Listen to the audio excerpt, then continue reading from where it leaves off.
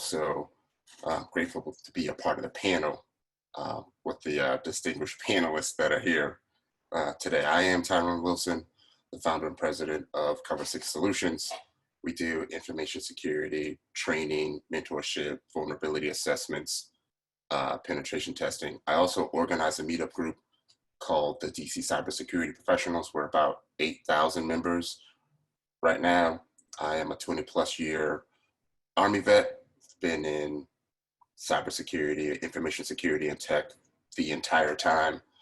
And my goals are to be able to provide, as many opportunities as I can with the platform that I was able to build. So again, thank you all for having me, and I look forward to helping out as much as I can. Thanks, Tyrone. I appreciate that. Does anybody else want to step up and go next for introductions from the panel? Sure. My name is Xavier D. Johnson. I've been in technology just about all of my life. Started programming when I was 12, started my own software engineering company at 18, sold that company off, and recently started a cyber company. I've been doing cybersecurity for about 7 years, and yeah, super excited to be on the panel. I got some heavy hitters on here, so excited to chat it up. Great, thanks. Love that flag, by the way, in the background. Anyone wants to go next?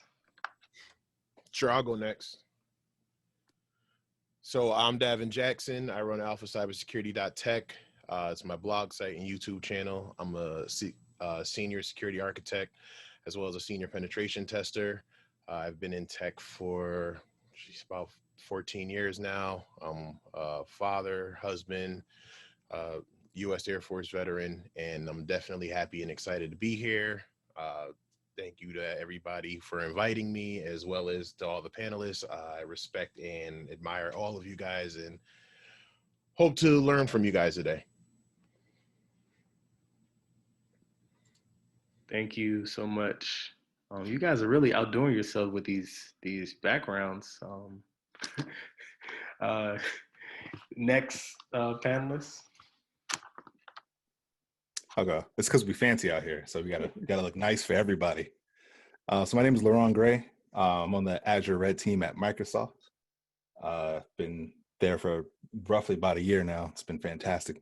I'm a Navy veteran, did 10 years. Was operator at the NSA for a bit. That was pretty dope.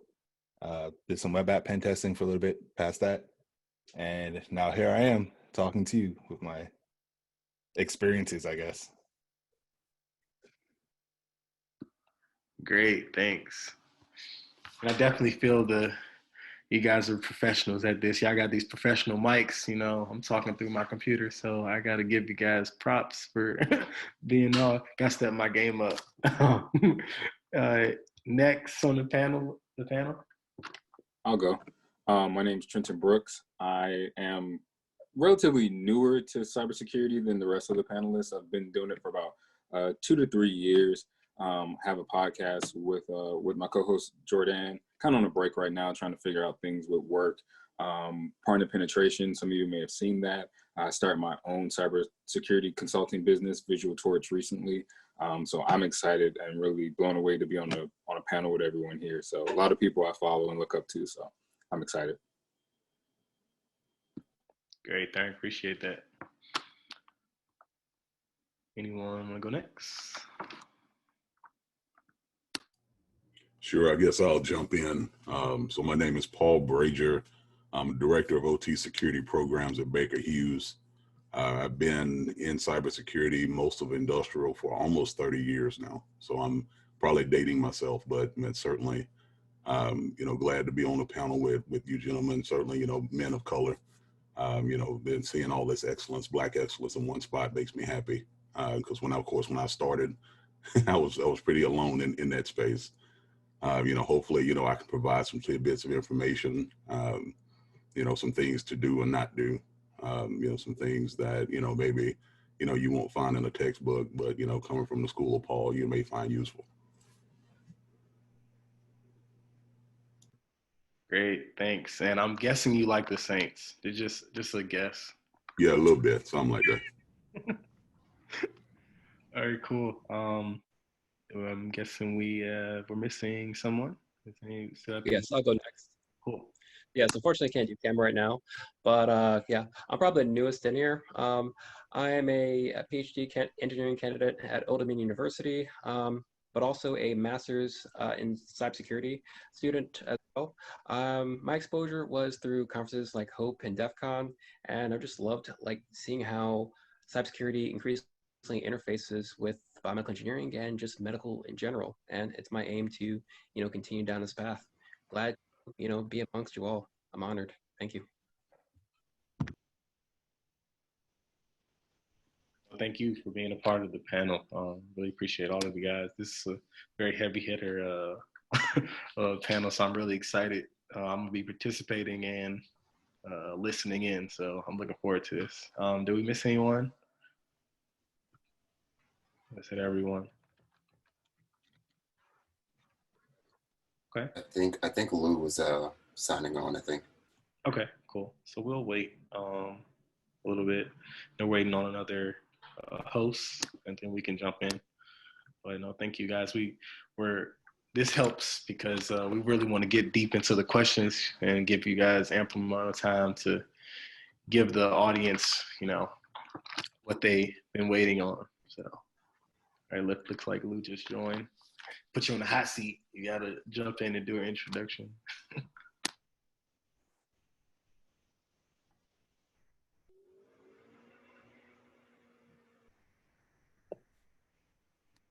Boom, finally. Sorry about that. Finally here. Oh, I have to do an introduction. It's my turn. Yeah. All right, so what's up, guys? My name is Louis, go by Lou. I'm currently a security administrator at RX Benefits, and my main area of focus is incident response and reverse engineering. I've been in the industry for about 3 years now. I'm fairly familiar with all the faces on here. I look up to a lot of these guys, and it's just an honor to be here. Just, sitting, talking knowledge with some of the greats. So thanks again. Thanks for that. And I think we have one more. Did you get a chance to go? No, I don't have, I haven't gone yet. Okay, you can go ahead. I think you're on the hot seat now. Hi, my name is Keith Chapman. I have been working with Blacks in Cybersecurity as the team's committee chair, and also I'm a Cincinnati local ambassador. I work in a security operations center in Cincinnati. I've been a lead analyst for the last 3 years, and I've been in IT for about 10 years so far.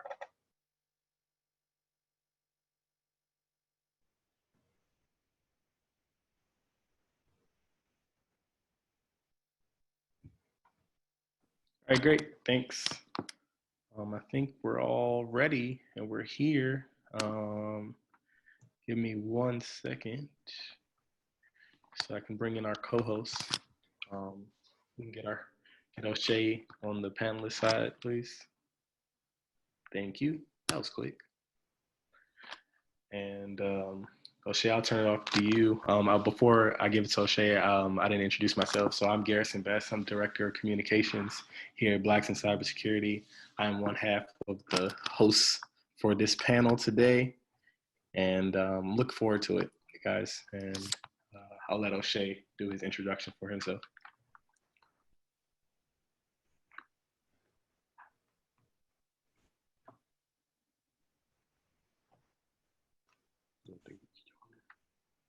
Cool. Cool. Hey, awesome. Looks like everyone's here. Cool. Well, thanks guys for coming and spending some time and doing this. I know we got through the intro, so how about we dive into some of the questions, if that's all right with everyone.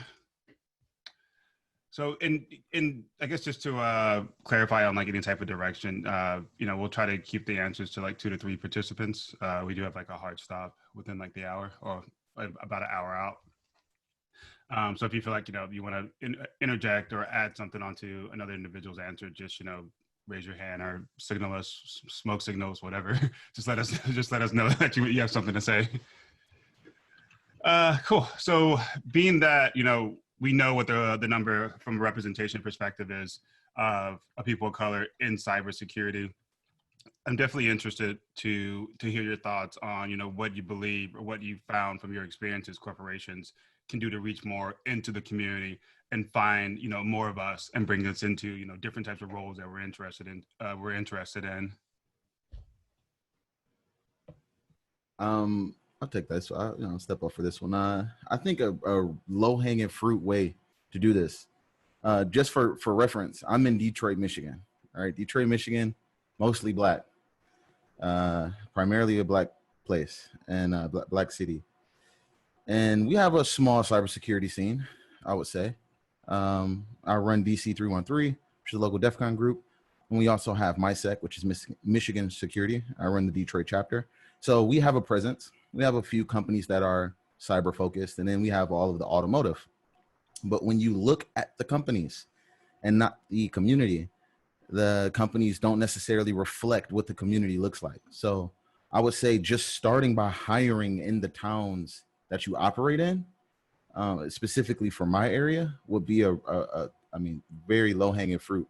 Just starting initiatives to say, X% of the team should be native, right? Because I'm seeing new cybersecurity companies that come and get, tens of millions of dollars crop up in a co-working space, not really have any equity in the town, and get people from the suburbs. They transit back and forth, and there's no tax base, there's no increase, there's no community love, and so there's no, no opportunities for us to get in those doors. Just out of curiosity, when that happens, do you feel like there's not efficient outreach, like when they're standing up shops? Because I've seen some companies, like I'm in Boston, sometimes when companies are standing up a new office, they'll have like an outreach day where they try to reach out to like the Urban League chapter or the NAACP chapter. Like they try to have these like events, maybe 2 or 3 months before they actually open their doors, right? So are you seeing any of that like in your city? Just not to like pick on Detroit, but I'm just asking. No, not to pick on Detroit. I mean, I'm sure this happens in other major cities, but unfortunately there's no direct connection to cyber itself. Technology, sure, but with cybersecurity, people aren't necessarily thinking about it on today. They're more so thinking about JavaScript and programming and robotics, automations, Internet of Things and industrial Internet of Things here in Detroit. So cyber is kind of like the afterthought. Okay, I got you. Just to piggyback off of that, I mean, I'm about 30 minutes north of Atlanta, and it's a lot. It's the same thing. You hear about Atlanta slowly becoming like a tech hub, or, I've even heard some people refer to it as like the Silicon Valley of the East, but there's definitely not a lot of representation. You do have your spots where there's a lot of, groups of people of color, and we try to, communicate and network amongst each other. And if someone's in the building, try to reach out, but I haven't really seen too many outreach. I know Microsoft has done a couple events where they bring in a bunch of people in different fields to, sit in and have a meeting and like a networking powwow. But outside of that, I really haven't seen anything where, they're really doing hiring events where they're focusing on it. Another thing is, I also think it goes to the same thing with that, with the discrepancies of the gap. There isn't a gap. I think they have unrealistic expectations when they're throwing things like you have to have your CISSP for an entry-level certification, right? That kind of scares a lot of people away if you don't really know what to look for. So I think they need to be a little bit more realistic in what they're looking for, as well as trying to reach out to these communities rather than just, be performative and say that they support it. They really need to, actually take the steps to really be about it. Well, DJ jumped ahead, actually, because that's actually one of the questions. And this is open again, of course, but in regards to, expectations for individuals that are either transitioning into cyber or, this is their first role, right? Like, are we being realistic with, what we expect someone to possess? I know for myself as like a hiring manager, I've had to sit down and rewrite job descriptions that I had former bosses that wrote it out. It was a part of their job. I stepped in to become a director or manager or whatever, and I had to sit down and spend a week rewriting these things because to me it seemed crazy, but I'm interested to hear what other people have encountered when they've had to like either write the job description, or B, you know, us viewing them and reading them before we're actually applying to those roles? I mean, I'll take a stab at this one.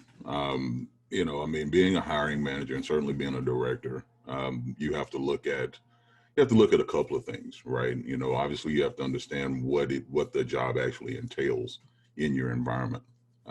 You know, sometimes the applicants that you get don't necessarily have the background that you need, but if they show an aptitude in interviews, then, you know, you can work with it. You know, a lot of the raw and rote knowledge, you know, you can teach them that, but you can't teach someone how to think. And so, you know, in many cases, obviously, you know, if you've been in the field for a while, then what it gives you and affords you is this ability to be able to, again, kind of assess the person's ability to think and grow and thrive. You know, a lot of times when you see these requisitions, they're kind of these cookie cutter requisitions, and the people that are doing the hiring have no idea of what those requisitions even mean. And so they're looking for someone to fit in some sort of mold. Whereas if you actually have, you know, a security professional that is, you know, that knows the field, that knows the space, they can kind of read between someone's resume even to see if they have the aptitude that they need in order to succeed. And so many times the folks, now for my space and industrial, obviously it's a very niche, very specific skill set that's required. And so in those instances, a lot of times I have to have people that have a very specific skill set and a very specific exposure. You know, it doesn't mean that I can or won't pick up someone that maybe is more junior, but typically the types of exposures that they need, they simply don't have them yet at that point in their career. I have a personal experience with that you mentioned with talking to HR, because when I got out the Navy, I tried to make sure that I wasn't talking to people who were in HR, and I was talking to the people who were hiring managers directly. One job that I applied for, they said we need someone with, I think at the time, 4 years of experience in pen testing or something like that. I think I had like 3, or I was like 3.5, and they were like, "Well, this is a pretty hard limit." And I'm like, "Do you think this 6 months of experience is going to change my skills that drastically as opposed to what's on my resume?" And it was just a kind of mind blowing to hear. Obviously I didn't get that job, but later talking to one of the hiring managers who worked there, and I told him that story, and he was just kind of like who, it was something they realized they needed to fix when it came to that disconnect between hiring managers, HR, and the applicants. That was wild. I took a non-traditional route into the industry, self-taught, and was doing it as a hobby before actually doing it professionally. Mm-hmm. So I've never been able to beat the HR machine ever. I've worked at General Motors, General Electric, Dynatrace. I worked at some large companies. I've never been able to get in via applying outside to in. So I would say take that for build relationships, even if it's not with just decision makers, people on the team that can speak highly of you, go much further than any HR filter could, you know, do for you. That actually kind of leads into like another question I have, because but something I found when you take that non-traditional route, I think this is outside of cyber. I think this is just business, or maybe parts of capitalism in general, especially in America. It's kind of, you know, it's not what you know. It maybe it's just who you know that gets you in, right? And, you know, when you're thinking about this, especially as people of color that are, you know, again, working in cyber, trying to make this change and bringing up the next generation, you can't say big, but, you know, do you feel like there are certain groups or certain networking events or certain you know, ceremonies that you feel like individuals should definitely try to reach out to try to like get your foot in, right? Like I'll give an example. Like I'm here in Boston, we have Boston Security Meetup, we have DC 617, the local DEF CON meetup, and I encourage like anyone that's looking to get into cyber, I'm like, just show up at something. Like, you know, you'll run into someone that's been in the same position you are, or that can help you out. You know, whether they follow it, I don't know, but I always recommend just show up at XYZ. And I'm kind of curious if anyone else has kind of found themselves in that loop or in that similar situation. Pre-COVID, I went to a conference every month, speaking or not. Okay. So, right. You know, you may not have to be that ambitious, but that's just a +1 to what you said, right? It doesn't matter necessarily the background or nationality of the person that you make the connection with, right? But it more so matters that you are making connections in the industry, making genuine relationships and friends in the industry. That may not turn into immediate opportunity, but is more than likely going to be fruitful at some point. When I was trying to get into the cyber field, I was lost at first. So I did meetups as much as I could. I did monthly meetups. Now that I'm here in DC, I've attended like one of Tyrone's virtual talks, but going to meetups, and then if you can see, there's sometimes local conferences are pretty cheap. And if you can go to a local conference and just stick your head in and just network with people, you never know who you'll meet, or someone down the road 5-10 years could just remember a conversation they had from you. So I just to piggyback off of that one, same thing. I started when I first moved down to Georgia. I went to a lot of the local meetups. I helped out with a lot of stuff. One in particular was like a pen test and hacking meetup. I help people get their VMs set up, get them on and try to help talk them through, the different processes of Nmap scanning and everything like that.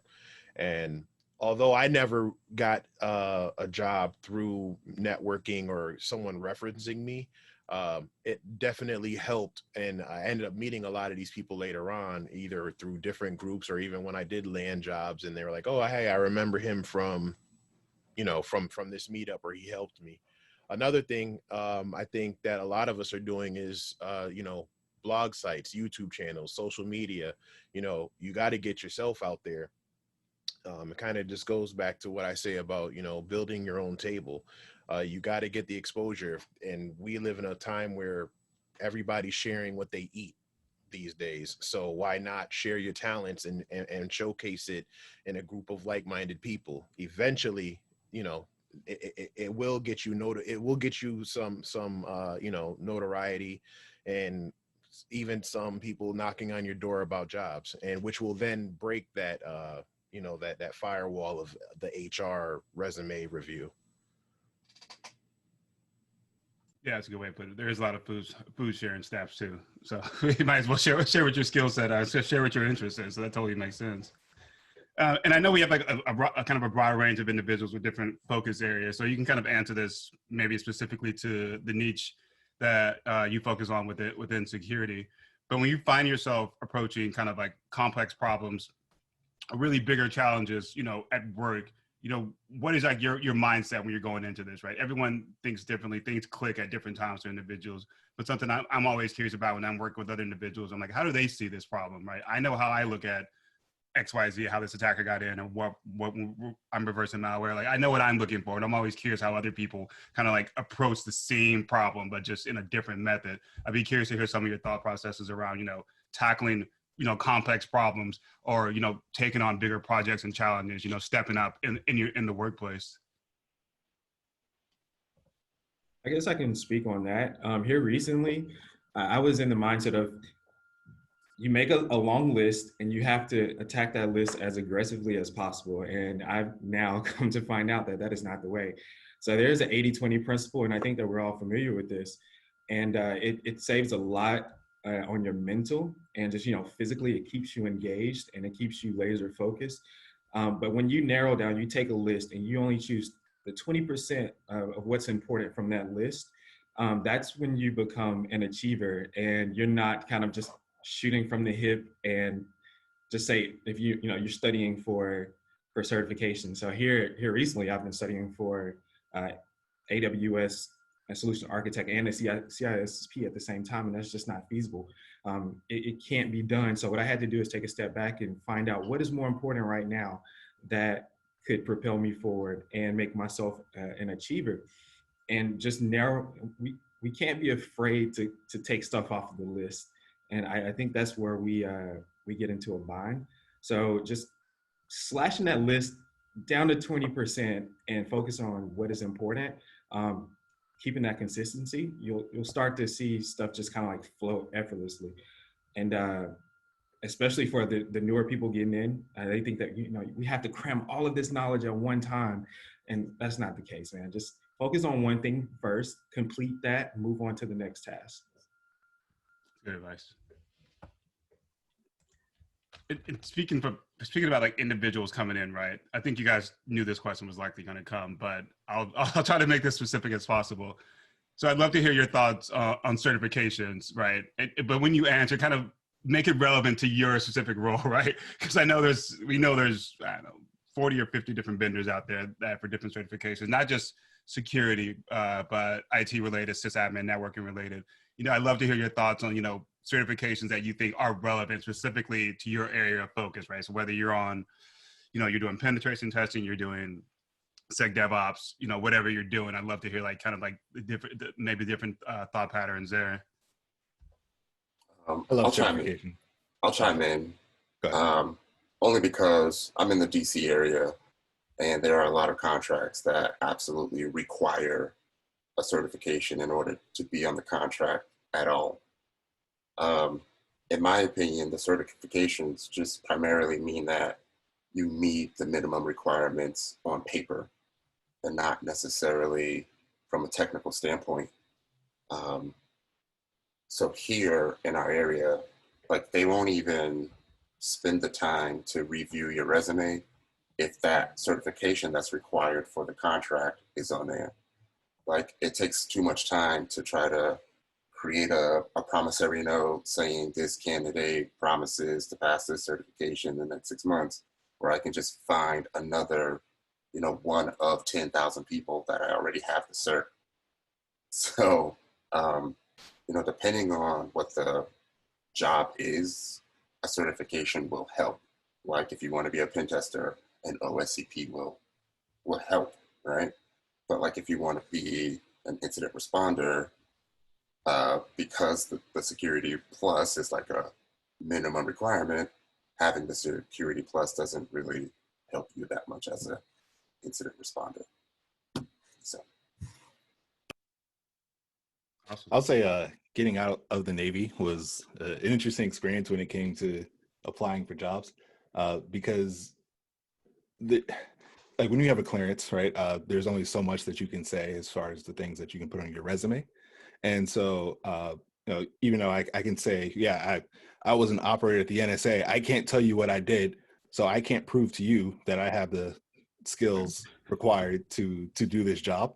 And so having those certifications, or at least having like a stack of them for me, was super beneficial, because now I can say, all right, I have this title and this history that I can't talk about, but I can supplement it with all this information that you now know I do have that bare minimum plus more. So you should probably hire me. And I mean, it was what it was that year, but I think having certifications, particularly coming out of the DoD cleared area, is highly beneficial if you have nothing else, right? It's good to try to take advantage of the programs that are offered in your DoD area if you can, and grab them on the way out, right? Just like club courses, right, for college, right? You grab your certifications for your job hunting. And I think you kind of you hit on something there, actually, because this is a conversation I had with, we'll say like individuals in the hacker community, right? Something that I advise individuals that are like moving into security that are maybe hitting speed bumps or just haven't found that job, right? That specific job that they're looking for. Like they've hit, a couple certs, they have, 1 or 2 years of experience, but they're not finding that specific job. And I always recommend, like, you may want to look at public sector. Like public sector is always looking for people, and you do get that pushback, like, no, I'm not going to work for the Feds, XYZ, especially if you've been around for a while. Some parts of the hacker community, total disregard for like, just really just hate for like the federal government. And then you have a lot of individuals, like I know a lot of individuals I associate with on a day-to-day basis have come from certain three-letter agencies, or they came from a military background, and then that's where that transition to cyber hit. I'm kind of curious on so I know a couple of you guys came from that same route too. I'm curious on your thoughts around making that decision to go to the public sector, but also the kind of benefits there if you're, again, new to cyber, transitioning to cyber, the type of training, the type of requirements that are placed out that you feel like you learned over like a couple of years working in, whether it's in an agency, different public sector, whatever it may be. Wow, I can jump on this one as well, because I've worked, government, SOC, life, multiple deployments. And even if, someone worked in that environment, but didn't have any certs, because let's just say, they were lower enlisted or a young lieutenant or something, just because they're in that environment, they have that experience. you would be more apt to hire them, you know, if they're out of that environment. So I know quite a few individuals that, you know, when we lived that cubicle life in the SOC, that are doing really well, you know, in the public sector because, you know, they're going from being an analyst to almost running their own SOC because they know what it's supposed to look like, even though they may not have, you know, the proper certification. So like being able to speak that language, being able to just be in the rooms while a lot of these individuals are having those daily briefs or the weekly update briefs, speaks a lot to the experience that you can provide to an organization that may be lacking that totally. So that helps. Awesome. Can I also say that I think working in public sector, it expands your, it just expands your knowledge base, because now you, like when you're working in public sector and cybersecurity, now you have to look at kind of the financial aspects of things. You have to know how to, especially I'm 3 years in and I'm having to make these financial analysis on some type of tool that we want to implement within our environment. And I believe that that goes a long way, especially when we start getting into kind of like those management roles, because we're so familiar and we're getting that early exposure to that. And I personally then get that in the government side of things, so where I had to go do cost analysis and just kind of stepping outside of my role, taking on more responsibility than what I needed to. But that's one of the benefits of the public sector. Yeah, I asked that because I've run into individuals there, especially they're mostly younger, but I'm like, you should maybe look at, like I push, you know, I have a couple of buddies in FBI and I push FBI. I'm like, they're always looking for people. Like you will get, like, if you have a degree and a little bit of experience, there's a good chance you're going to get through. And they're like, I'm not working for the feds. I'm like, what is, like, who are you? Like you're trying to make a living and live your life. Like they're not looking for you. Like you should go out there and try to get that money. I looked at the FBI. The only problem that I had was the 5 a.m. raids. Yeah, and like the 4-year commitment. they do have a multi-year commitment for you. And you know, again, and you can answer this question depending on where your area of focus is. But I'd love to hear your thoughts around, you know, we'll try to keep it to core skills, right? So whatever role you find yourself in, or whatever role you may be looking for, or even if you're a hiring manager, I know a couple of individuals here are like in those type of positions where they have to sit down and review resumes and they're interviewing multiple candidates. But what are kind of the critical or the core skills you believe are relevant to, you know, let's say you want to move into a red teaming role versus like a blue teaming role, or maybe a development role, right? Like what are kind of those core skills that you think are essential that, you know, while you're speaking to someone, it's an immediate click. Like, it's like, okay, I know they understand what the role is, because I just heard them go in depth around, you know, leveraging Python for automation, whatever it may be, right? Like I'm kind of curious on your thoughts around like those core skills when you're moving into the field and focusing on different areas. I'll speak from both sides, because before I was strictly a red teamer, I was a purple teamer, right? Where I did a lot of blue team work and red team work for one organization.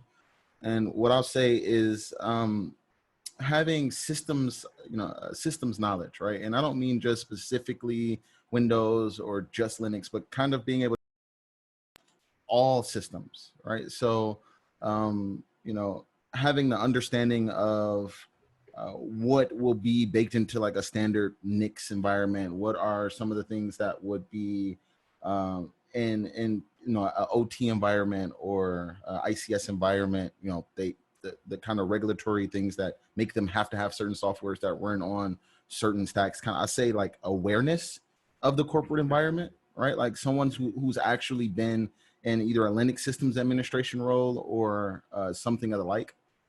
That makes it a lot easier for them to kind of wrap their mind around, you know, what they're up against as a red teamer and what they and how they need to defend as a blue teamer. Because if you don't have a strong understanding of how all your systems operate, what their minimum dependencies are, and how it all operates, like real life operations, like how it comes up and how it goes down, and what is an anomaly, what's a baseline. Those types of things help you kind of understand once you get into those roles how to be most effective. Yeah, awesome.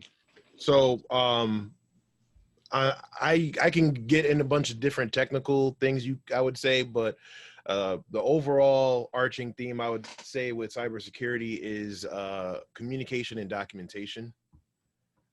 You have to be comfortable with communicating. Especially from a pen testing perspective, where it's something that's highly technical, but when you're submitting that report or explaining the vulnerabilities, you might be speaking to upper management who have no idea what a SQL injection is, or what LFI RFI is. So you have to be able to communicate and not to disrespect anybody who may be in a higher up position, but almost dumb it down in a way that they can understand it. And then, like I said, with the documentation, what I usually tell people is, it's great to have the pen testing or the hacking experience and all the hands-on stuff, but if you can't write the report, you're not going to get paid. So, you have to be able to document, you have to be able to communicate that, you have to be able to dumb it down or break it down to whoever it is you need to explain it to, and know your audience. When you write a report, the executive summary is for the people that are in the higher up top floor that just want to know how many vulnerabilities we have and what's the rating of the company. And then when you get into the methodology of the report, that's for your tech folks, your IT, your sysadmins, or whoever it is that is going to be reading that report that needs to implement those changes. So the communication and documentation is key. I would say in my experience, when I first got my position, it was about critical thinking and being able that even if you may not know the full term or the full answer, are you breaking it down in a way that that I know that you can process stuff? You may not get to the full answer, but they wanted to see my critical thinking, and they wanted to see I was able to communicate. And then making sure that integrity was a big part of everything that we do was another thing that my boss shared with me. I can chime in as well. Yeah, sure. I really like that. The two things is the ability to self-study and the communication piece. You can already see that they're just trying to maximize the candidates by putting all of these preferred qualifications inside of the job recs. I think I even tweeted about you don't even have to meet all of the preferred qualifications. I've also, being on both sides of the staffing and the hiring, I've had people say, I don't even care what they know. I can teach them what they know as long as they're honest about what they know when I ask them. But if they can't talk to people, I'm not going to hire them, right? Yeah. I've heard that a lot. And then the other thing is, when I'm reviewing a resume, I almost look for just key things in the resume, but I know that every person's different. So I actually want to talk to that person, and I can pretty much get an idea after the first 3 or 4 questions, what their technical acumen is. And I try to tell people to, when you provide the answers in the interview, not only provide it from a technical perspective, but also provide your answer in a way that you're looking out for the company, because the company is still needing to protect the company, protect their brand. So you need to go into it with that in mind, because I'm not going to hire someone who doesn't care about me or my company. Do you know what I mean? Like if you come to my interview, you have no idea who I am, that's already a red flag. No, it's funny you say that. Yeah. That kind of curtails into something I definitely would love to hear, like, especially people that have been in the game a little longer, right? Like, what advice do you have for interview prep? Because I feel like I've definitely met people that were like crazy talented, and I've been doing this for almost like 12 years. I've met people that were crazy talented, and they go interview for a job, and then somehow they bomb. I'm like, what do you mean you bomb? Like, we've been doing this for like 5 or 6 years. Like, I don't know, I froze up, or they asked me something, and I just started rambling. XYZ, right? But so I'm definitely kind of curious on, like, what do you think is kind of essential for that interview preparation? Because I know people that legit will just wake up and go into it. Like, they're like, I don't prep. I just jump on the call and I'm good to go. And I know some people that'll spend legit 2 or 3 days, like 2 hours out of the day, just like getting ready for the interview, doing the company's research, looking at their stock prices, looking at any acquisitions, trying to understand tech stack, looking at like LinkedIn, like looking at who's left, who's there. I've done that. I've looked at LinkedIn. I'm like, what IT team do they have? And what are their experiences there? Like, okay, they got a lot of Linux admins, so they're probably worried about X, Y, Z. I'm just kind of curious, and like people, anyone can answer this here, but thoughts on interview preparation. So, and I didn't mean that like I'm famous. I meant it like I'm the flex. I'm the owner. I'm the owner of the company, so you should know who I am. Talk your talk, sir. No, but seriously, I would say three things. Know your not that they're your adversary, but know your adversary. So yeah, do a little bit of research on the company.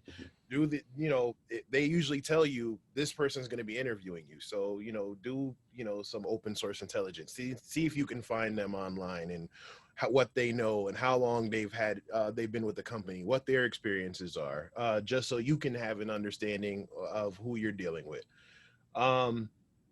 Also,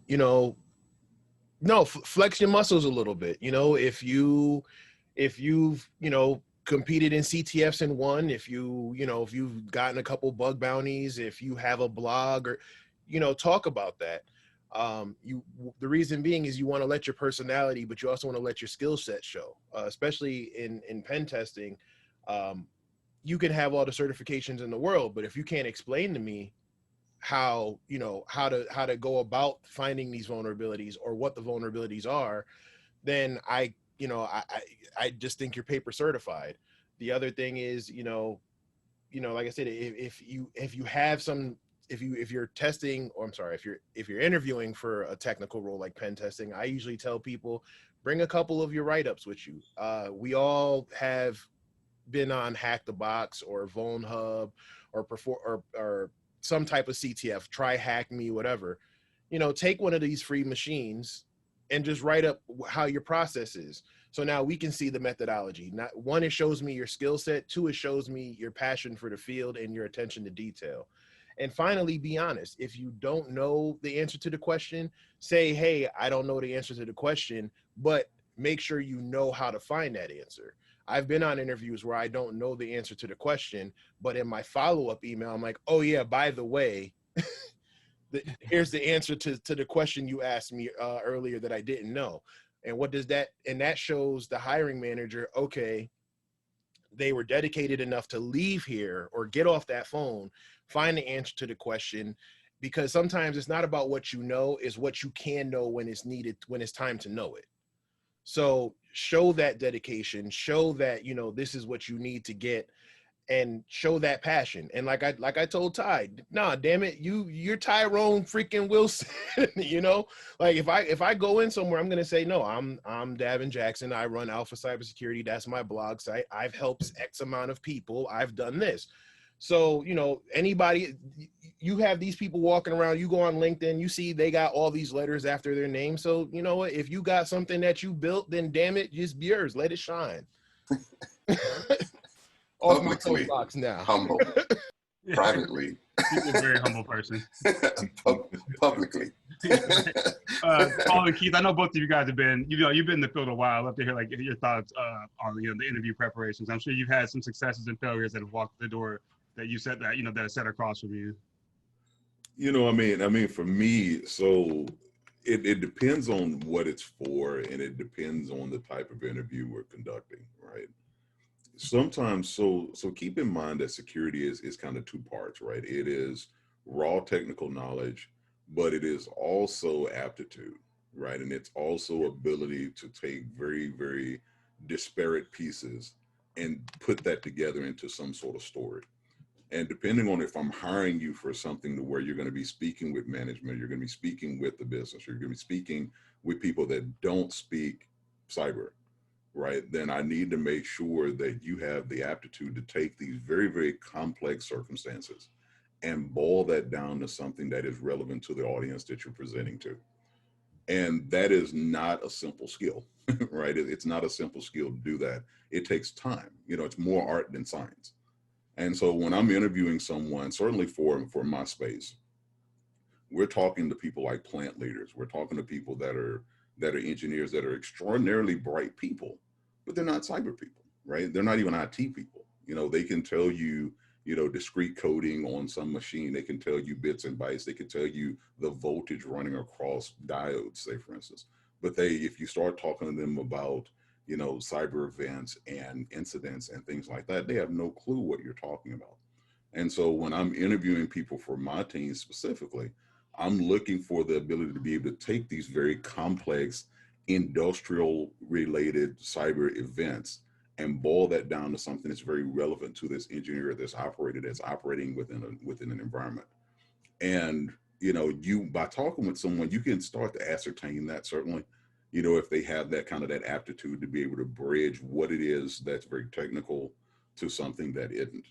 Now sometimes I need people that are bend the ears back, get in the weeds, go get it. Sometimes I need those people, and so I interview for that.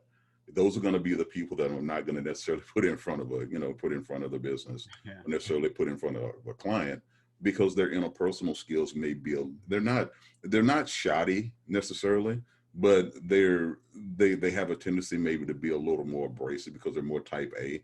And I can coach that, right? I can coach that piece of it and help them develop that piece of it, because again, that part takes time anyway.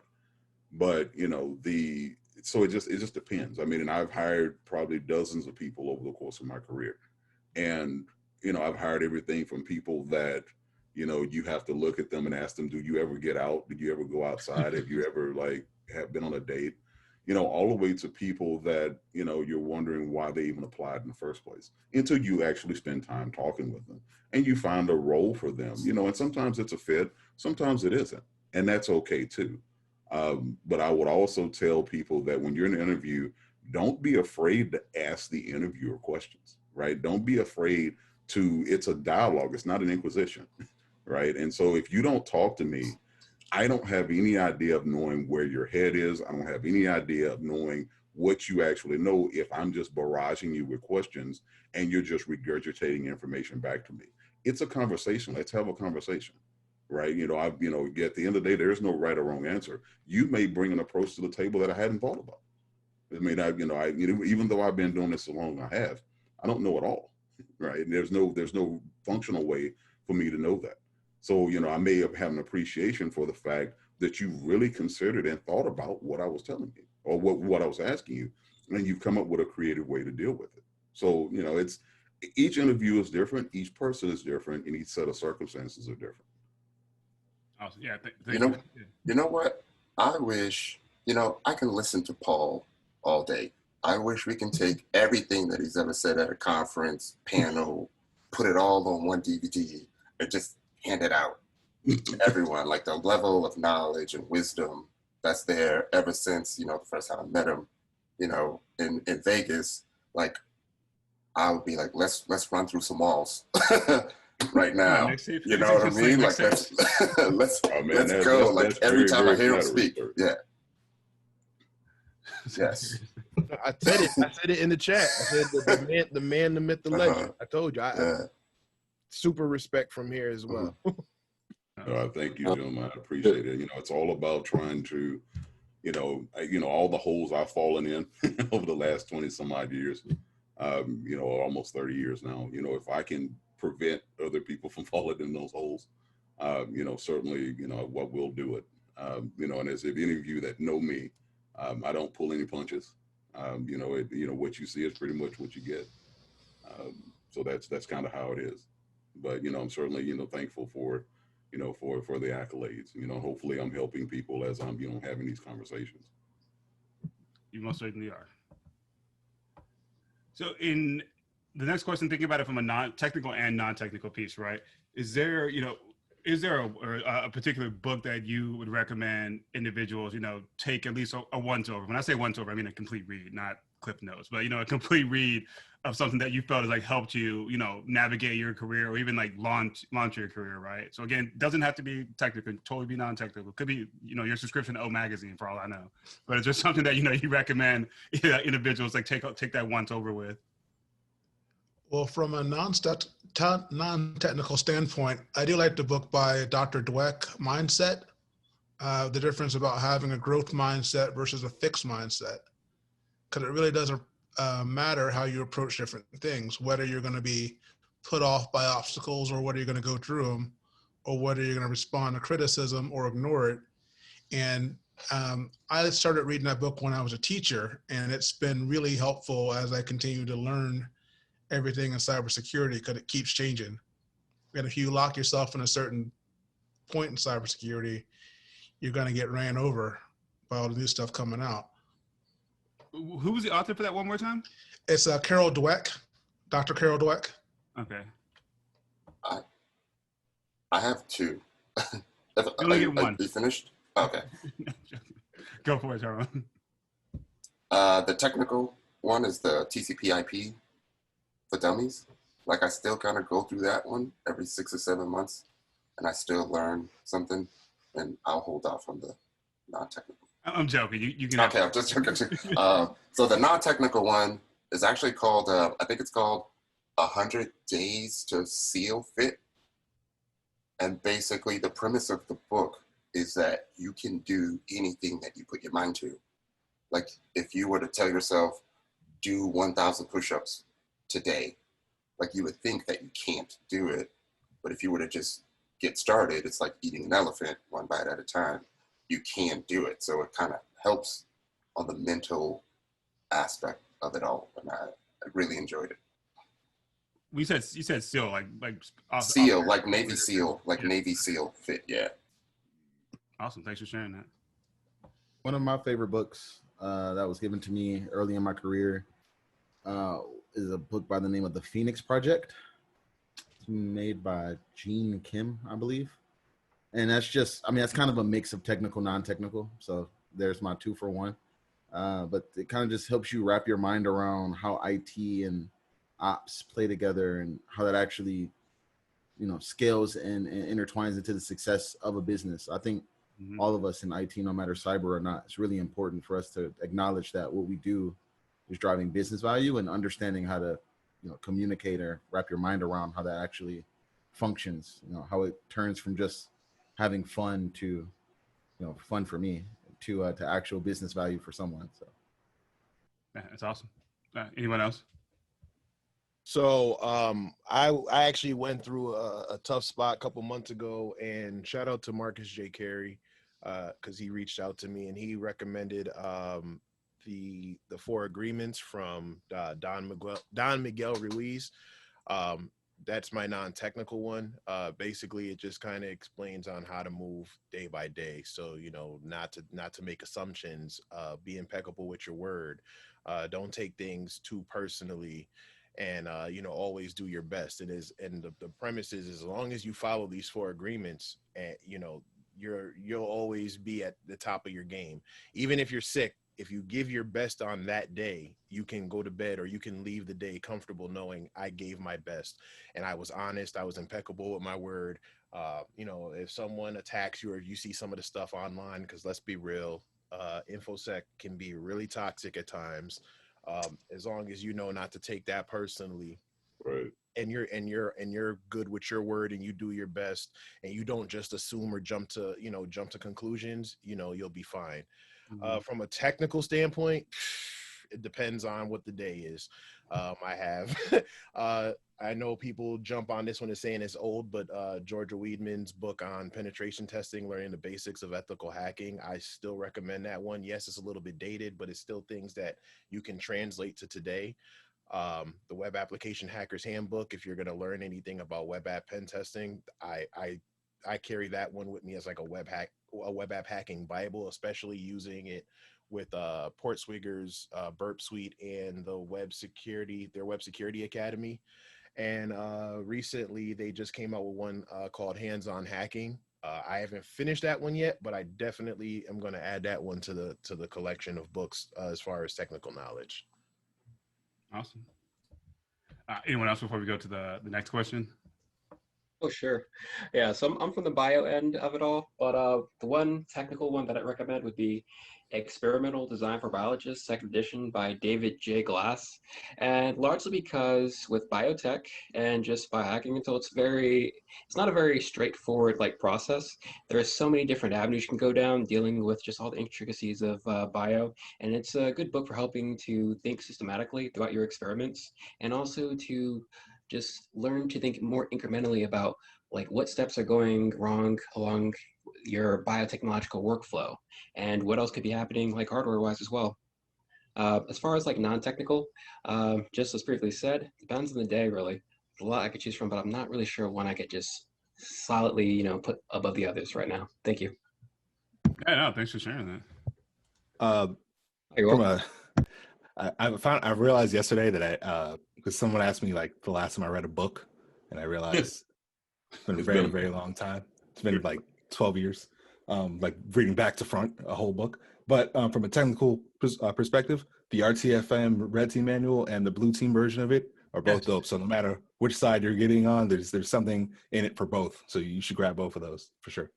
I carry those, like I've been carrying them for like years. Like it's always in my bag. Like it's like every day I do a bag check, or whenever I'm traveling, like RTF and BTFM, they're always like right there. Yeah, those. Yeah, I totally agree with that. Cool. So we'll do one more question and then we'll dive into some Q&A. So if you have any questions for any of the panelists, we definitely appreciate it if you start sending those in. One question, we kind of ended on a somber but happy note.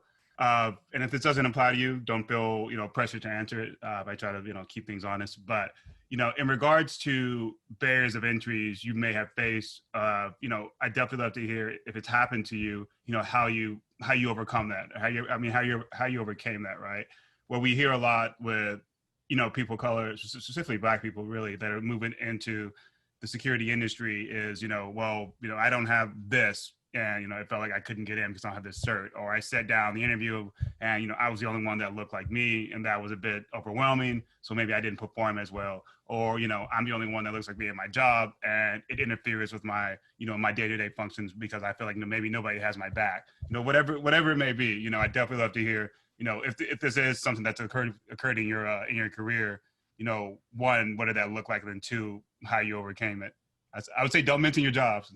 Don't get a lawsuit here. I'm pretty sure you signed NDAs. I mean, I'll take. How much time? Go ahead. Oh, go ahead. Yeah, no, I'll take a stab at this one. So, as you can imagine, again, I came into the space where there was virtually none of me, right?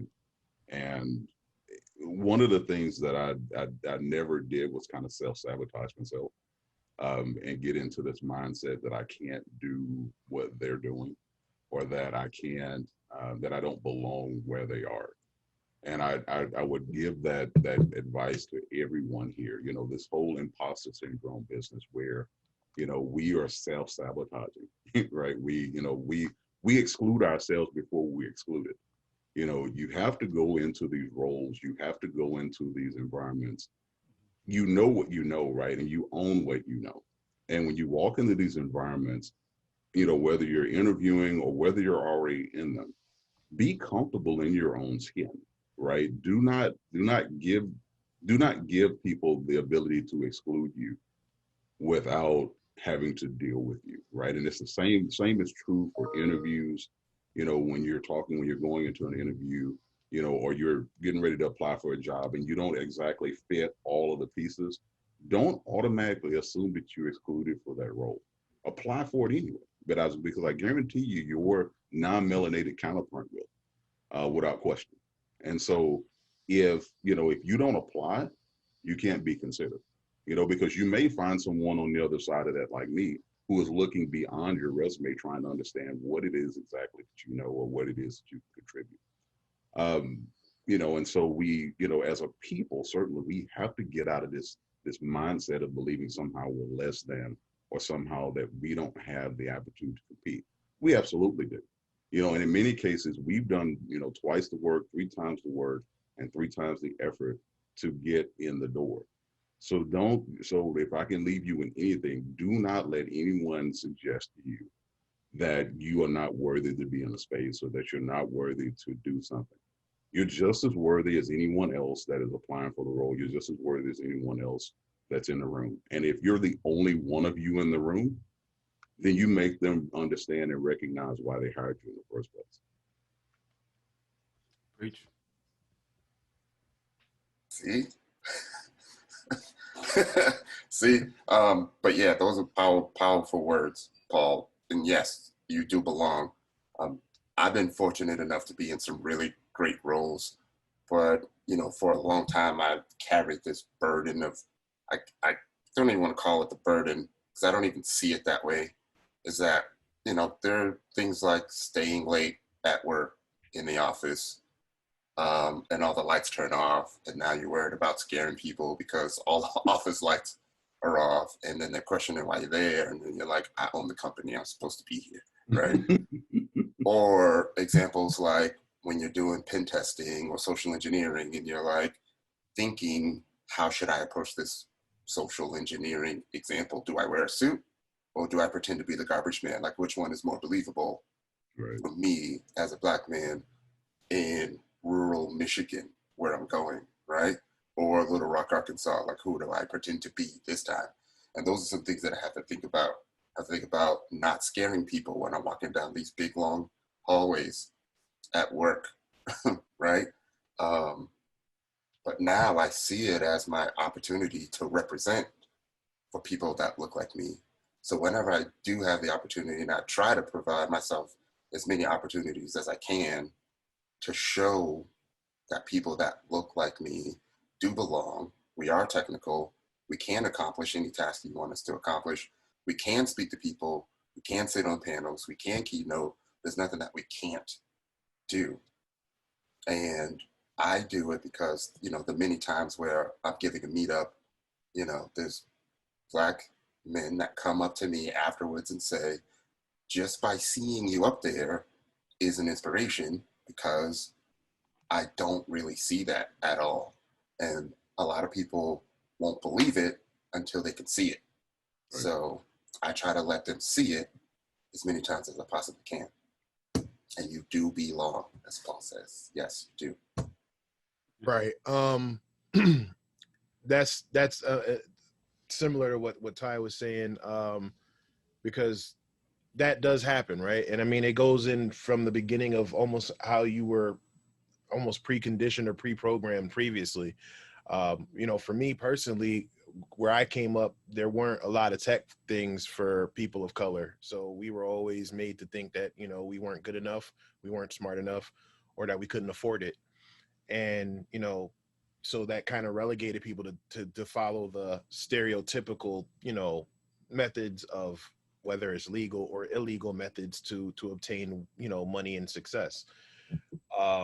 And then as I got into the field, same thing. When I go on certain engagements, I remember arguing with one of my managers because they wanted me to go somewhere in like rural Pennsylvania. I'm like, no way in hell am I going there. And they were like, well, what's the problem? I'm like, listen, I don't look like you, so I'm not going to go in there and have security, question me or rough me up or whatever. And then, or you have a situation like the coal fire guys. Yeah, they got arrested. If I'm being honest, if I was one of those coal fire guys, I probably would have been shot, right? I could have the paperwork right there that said, I'm supposed to be here. Look, the manager said I'm supposed to be here. And they're going to look at it like, these are the things that we have to think about. And it really sometimes it can get depressing. Sometimes it can get sad, especially being, one of the only few Black people in the company. It's almost like you're speaking a different language, or almost like you're a damn unicorn in some of these buildings sometimes. Right. But, I took it upon myself to be the change that I want to see. A couple months back, I thought about stepping away from cybersecurity altogether. I was like done with it. But I'm on a panel with a bunch of, men in this field. There are people in the crowd, in the chat, who are aspiring to be in this field, or that are here listening to us. If I stepped away, what good am I to my people?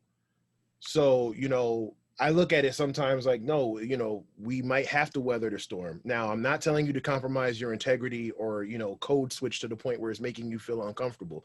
Be comfortable in your skin, but don't let these people push you out the door. You deserve to be here. You got certifications like I got certifications. You got, you deserve to be here. And then honestly, if they don't appreciate you, damn it, there's another company who will. So you have to just play that game. We were always taught, loyalty, or, stay with a company for X amount of years. We have the advantage right now. There's a shortage and we have talent. So the ball's in our court. We can move like mercenaries and go to the highest bidder sometimes. it just all depends on what you're comfortable with. And if they're not going to respect you, someone else will. Even if it's for a short amount of time, whatever, the moment you feel like you gotta move, make the move. I like that feeling. Yeah. And it's something I advise to anyone that does any type of travel jobs with IT, not just pen tests, is like take a look at the SPLC's website when it comes to like understanding where hate groups are. Because I've had friends, not in security, but in IT that traveled a lot, that did like networking work, and they find themselves in some county, driving through some county, and it's like, a white power stronghold. So SPLC has a map of like, I'm not joking, like they have a map of like where hate groups are. Because if you don't know, you wouldn't think Pennsylvania is like a hotbed. That's like the largest hotbed for like white power activity in the nation. You wouldn't think that because it's on the East Coast, but just throwing that out there. And thank you all for the answers, and definitely some, leaving everyone with something to think about. While we walk through the Q&A, it'd be awesome if you guys could drop either your Twitters or your LinkedIn communications within the chat so people can reach out to you. We got a few questions, so I'll dive straight into it. The first one is, what is your favorite tool?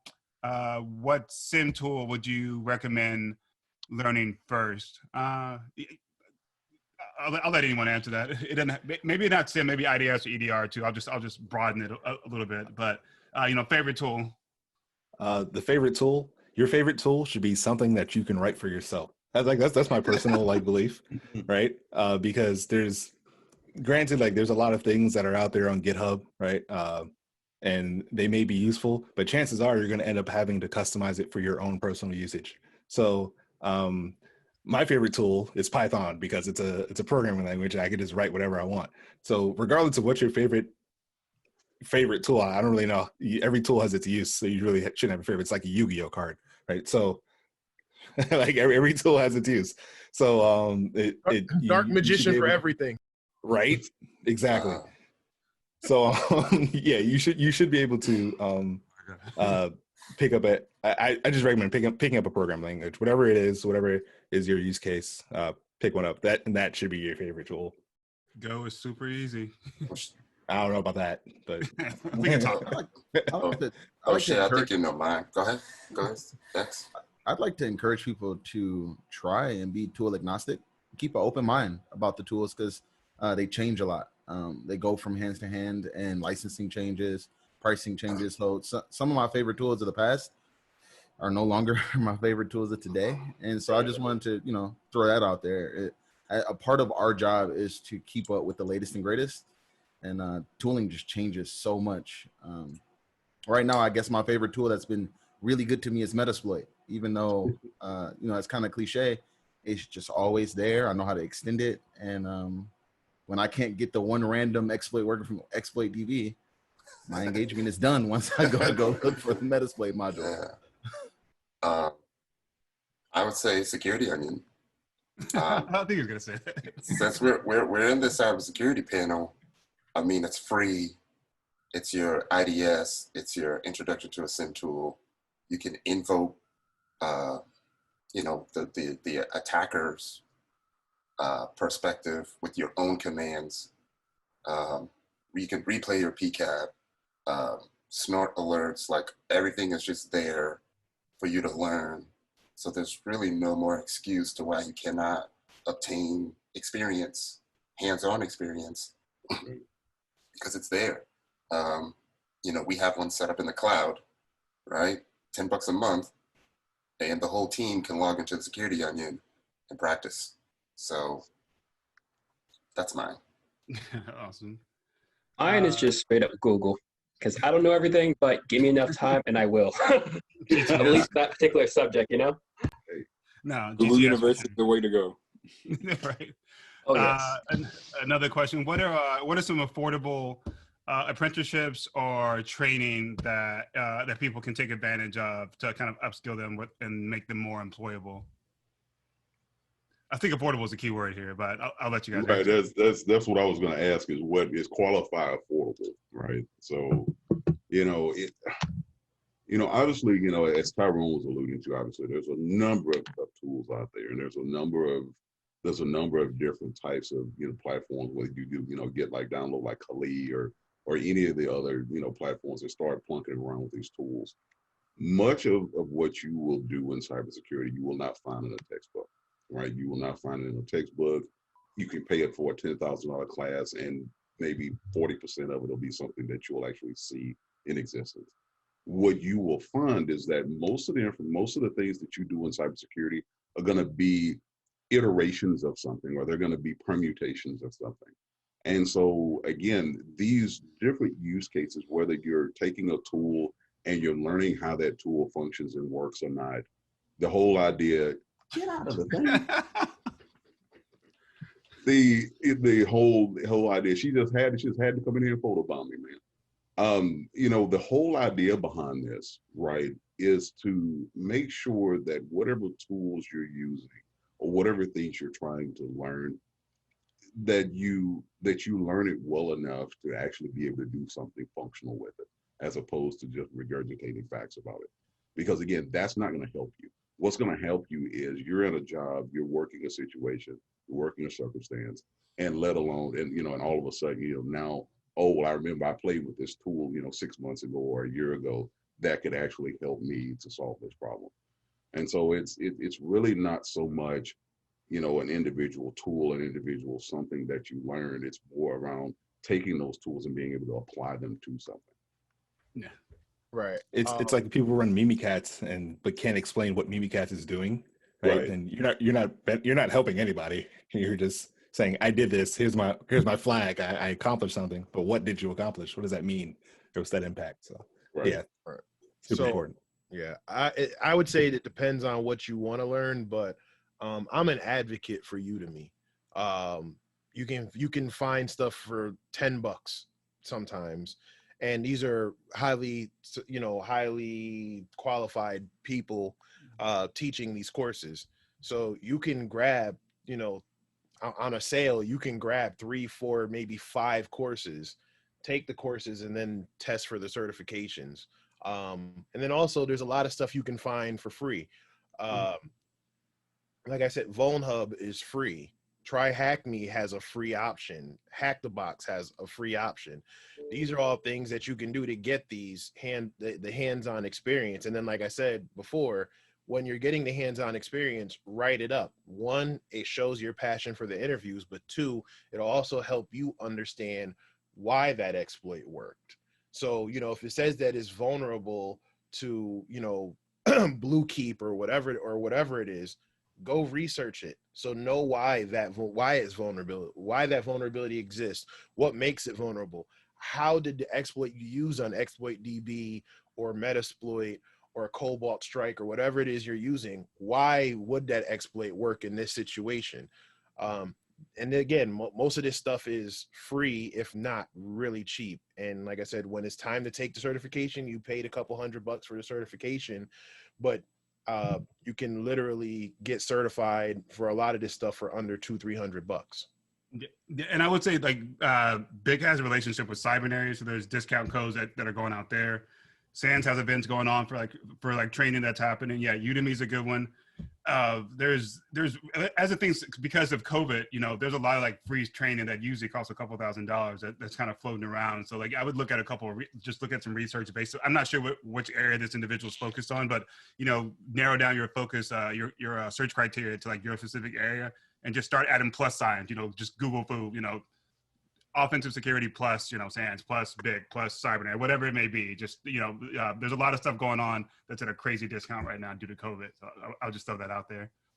To piggyback off of what Davin was saying, even when you go to some of these meetups, you may run into some tools there that they're using, and then some people are there to actually explain. Because I remember I was doing a capture the flag beginner one, and I was having some problems with Linux commands, and guys were there were like, oh yeah, you remember you got to do this, and just walking me through. So you can have help there when you out and you network and meet with people.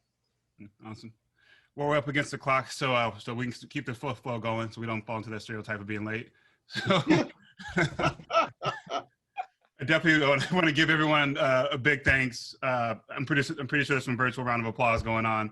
But seriously, thank you guys for spending your Saturday with us and dropping, definitely little chunks of knowledge for everybody. But again, if you need to reach out to any of the panelists, I think their communications are in Slack. I'm sorry, in the chat. And there's also the big Slack. So if you're not a part of that, reach out to one of us, one of the organizers, and we'll get you linked into the big Slack. And enjoy the rest of the conference. Woo! Thank you. Good. Thank you. Later. Thank you. Thanks for having me.